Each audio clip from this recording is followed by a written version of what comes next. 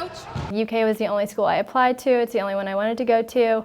And making the dance team was the icing on the cake. I've always seen gaming as just sort of like an outlet and just thing to do for fun. It can be, I can still do it for fun, and it still is fun, but I can also do it for like, you know, their job opportunities in like the esports industry. Does your team know how good you are? On the lane over to Epps, a three for the lead at the horn is good.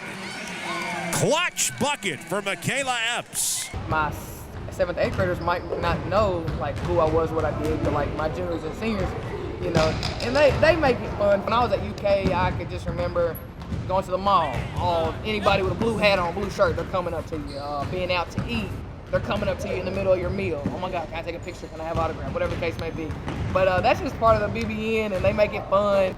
Even now, and I'm working at Foot Locker. They'll come in and give me like 30 looks, and figure it out, and I'm like, yeah, whoever you think I am, that's exactly who I am. We don't have as many restrictions as, you know, actual athletes. We're considered more spirit. If we were to have those restrictions and we were told, you know, you can't go and teach dance, that would take away a lot of the income from a lot of these girls, because most of these girls over the summer go away to camps and they do choreography for different teams and they teach different camps. I've made a little bit of money off of my Twitch channel.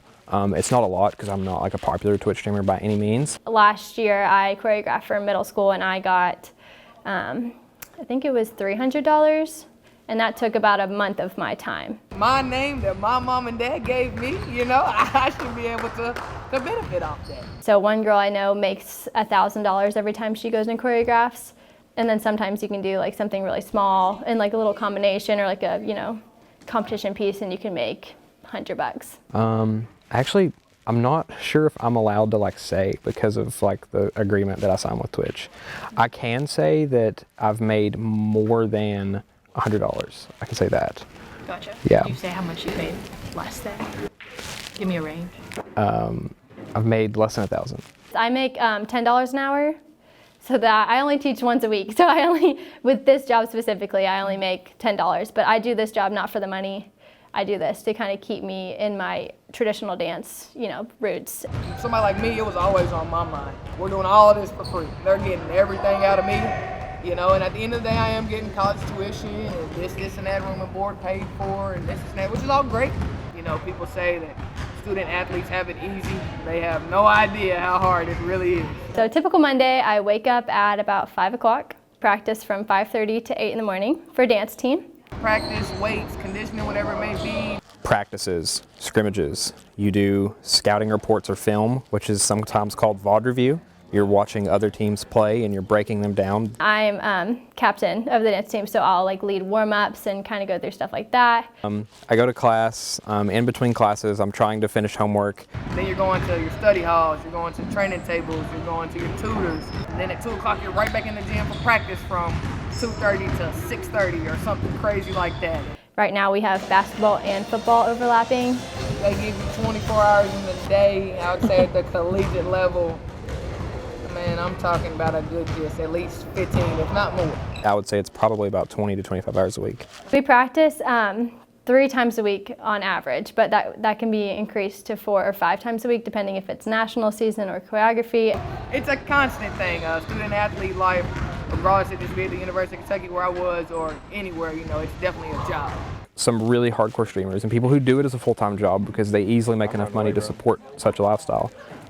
They'll stream for 8, 9 hours a day, 7 days a week. You know, there's still that part of me as Michaela Epps, the basketball player, which, you know, like, dang, you know, like, man, it could really, you know, we could really do something if I could compensate off there. Sort of been this odd issue of like, why does the NCAA hate it when students make money off of their talents? So when you saw that first California bill come out, what was your initial reaction? Sick.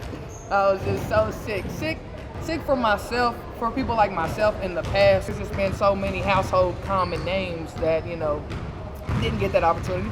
But now they're, you know, trying to make it a thing, passing bills for it. So now that makes me beyond ecstatic for, you know, the next upcoming. When the NCAA said that like esports wasn't officially like their sport, we sort of avoided all that. We were given that restriction and said like you can't work with any other dancers, or you can't use your dance as a way to make money. That would definitely limit us.